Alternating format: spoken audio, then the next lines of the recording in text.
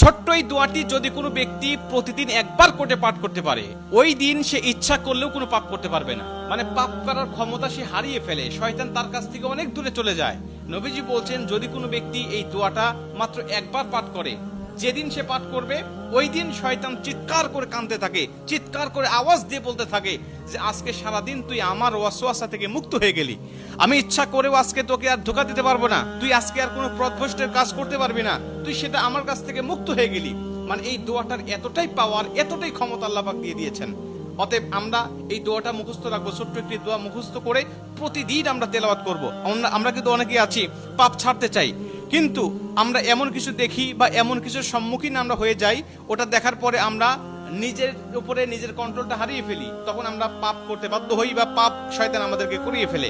এজন্য যদি আমরা প্রতিদিন অন্তত ফজরের নামাজের পরে এই দোয়াটা যদি পাঠ করতে পারি, তাহলে আমরা কিন্তু শয়তান থেকে মুক্ত থাকবো ওই দিন সারাদিন। আর শয়তান থেকে মুক্ত থাকার কারণে আমরা ইচ্ছা করলে ওই দিন পাপ করতে পারবো না।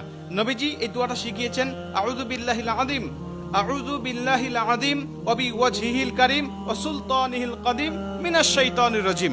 আমি আবারও দোয়াটা পাঠ করছি, যারা লিখে নিতে পারেন লিখে নেবেন, এবং প্রয়োজনে এটা ভিডিও আকারে যেহেতু এটা পাবলিশড হবে, আপনারা যারা ফেসবুকে দেখবেন আপনারা অবশ্যই এটা শেয়ার করে রেখে দিবেন টাইমলাইনে, প্রয়োজনে বারবার শুনে শুনে আপনি এটা মুখস্থ করে নেবেন। দোয়াটি হচ্ছে, আউযু বিল্লাহিল আযীম ওয়া বিওয়াজহিল কারীম ওয়া সুলতানিহিল কাদিম মিনাশ শাইতানির রাজিম।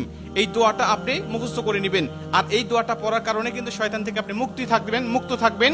আর শয়তান যেহেতু আমাদের প্রকাশ্য শত্রু, এই শয়তান কিন্তু আমাদেরকে জাহান্নামে নেওয়ার জন্য, জান্নাত থেকে আমাদেরকে বিরত রাখার জন্য বারবার চেষ্টা করছে। আমাদের সামনে থেকে, পিছন থেকে, ডানে থেকে, বামে থেকে, সব জায়গা দিয়ে কিন্তু শয়তান আমাদেরকে ধোঁকা দেওয়ার জন্য সদা ব্যস্ততা। আল্লাহর সাথে সে চ্যালেঞ্জ করে আসছে, আল্লাহকে বলছে, আল্লাহ প্রয়োজনে তুমি জান্নাতের সংখ্যা কমিয়ে ফেলো, জাহান্নামের সংখ্যা বাড়িয়ে দাও, কারণ আমি মানুষগুলোকে যেভাবে ধোঁকা দেব, এই ধোঁকায় সে বোকা হয়ে তোমার ইবাদত আর গোলামি সে করবে না, সে নিঃসন্দেহে পথভ্রষ্ট হয়ে যাবে। এই জন্য শয়তান থেকে মুক্ত থাকার জন্য আমরা কিন্তু সর্বসময় এই দোয়াটা পাঠ করবো। প্রতিদিন অন্তত একবার এই দোয়াটা আমরা পাঠ করলে আমাদের কাছ থেকে শয়তান মুক্ত হয়ে যাবে, আমরা শয়তান মুক্ত জীবন যাপন করব। আর আমাকে যদি শয়তান ওয়াসওয়াসা না দেয়, ওই দিন কিন্তু আমি পাপ করতে পারবো না, ইচ্ছা করলে পাপের কোনো কথাই আমার মধ্যে আসবে না। কারণ আমরা জানি ফেরেশতারা ইচ্ছা করলেও পাপ করতে পারে না, কারণ ফেরেশতাদেরকে শয়তান ধোঁকা দেয় না, আর ফেরেশতাদের কাছে শয়তান যায় না, তাই তাদের অকর্ম করার মতো বা পাপ করার মতো কোনো ক্ষমতা তাদের নাই। এর জন্য এই দোয়াটা আমরা সবাই মুখস্থ করে নিব এবং প্রতিদিন একবার হলেও পাঠ করবো ইনশাআল্লাহ।